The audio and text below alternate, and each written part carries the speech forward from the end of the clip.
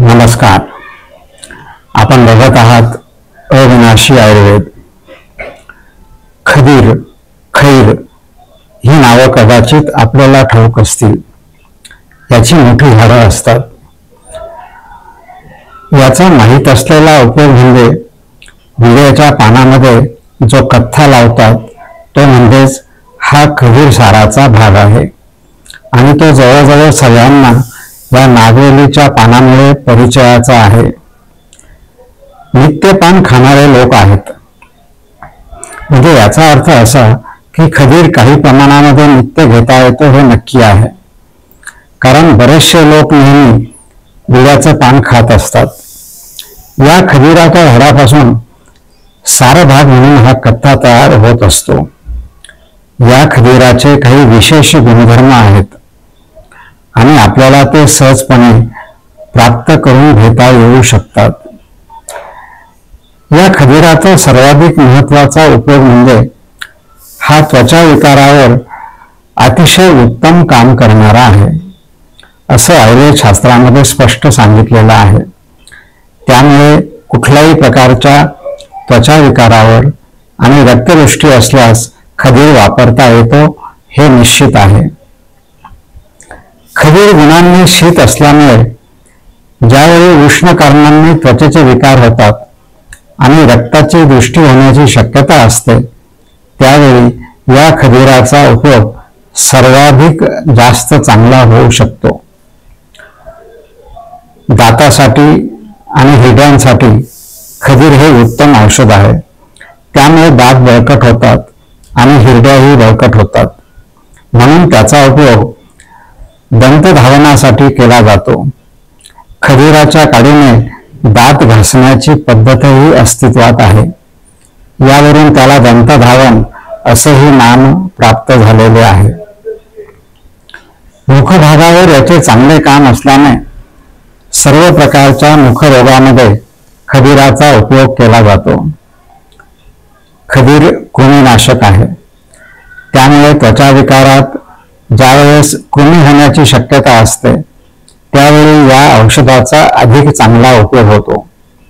रक्ताच्या दृष्टीमुळे त्वचा विकार होणार असतील तर तिथे कृमी संसर्ग होऊ नये म्हणून याचा चांगला उपयोग होतो. खैर तुरट रसाचा असल्याने त्याचा उपयोग स्तंभन करण्यासाठी केला जातो. त्यामुळे जुलाब होत असताना खदीराचा उपयोग केला जातो. खदीर हा व्रणावर किंवा जखमेवरती काम करतो. याच्या उपयोगाने व्रण लवकर भरून येतात किंवा जखमा लवकर भरून येतात. त्यामुळे कुष्ठविकारात म्हणजे त्वचा विकारात याचा उपयोग चांगला होतो. खदीर विषनाशक आहे. त्यामुळे यज्ञामध्ये आहुती देतानाही याचा उपयोग केला जातो. त्यामुळे वातावरण हे शुद्ध स्वरूपाचे निर्माण होते. मेदाची शिथिलता यामुळे कमी होते म्हणून प्रमेह विकारामध्ये उपयुक्त आहे. दंतरोग व कृमी ही लहान मुलांना नेहमीची असणारी समस्या या खदीरामुळे अधिक प्रमाणामध्ये कमी होऊ शकते. बाजारात खदीराचा काढा करून घेण्यासाठी म्हणून चूर्ण मिळू शकते. या खदीरापासून तयार केलेली काही औषधं बाजारात उपलब्ध आहेत. कदाचित आपण त्यांची नावं ऐकली असतील. त्यामध्ये खदिरादी गुटी एक आहे. खदिराष्ट हे दुसरं पातळ औषध उपलब्ध आहे.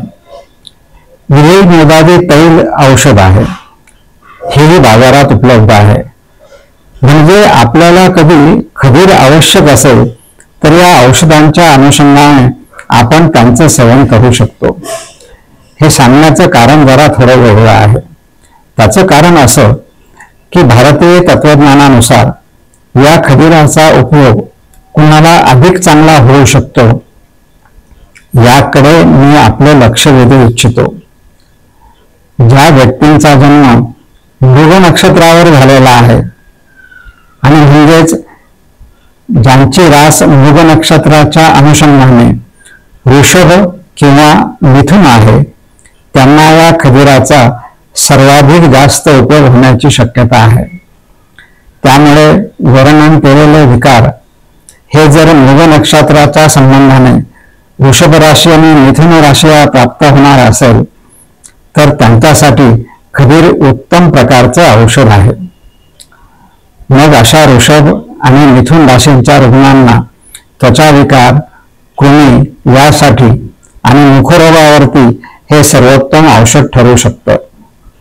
थोडक्यात वृषभ राशीचे लोक आणि मिथुन राशीचे लोक आणि वर्णन केलेले सगळे विकार किंवा व्याधी या सगळ्यांना बऱ्याच प्रमाणामध्ये याचा उपयोग केला असता ते विकार नष्ट व्हायला मदत करू शकतात.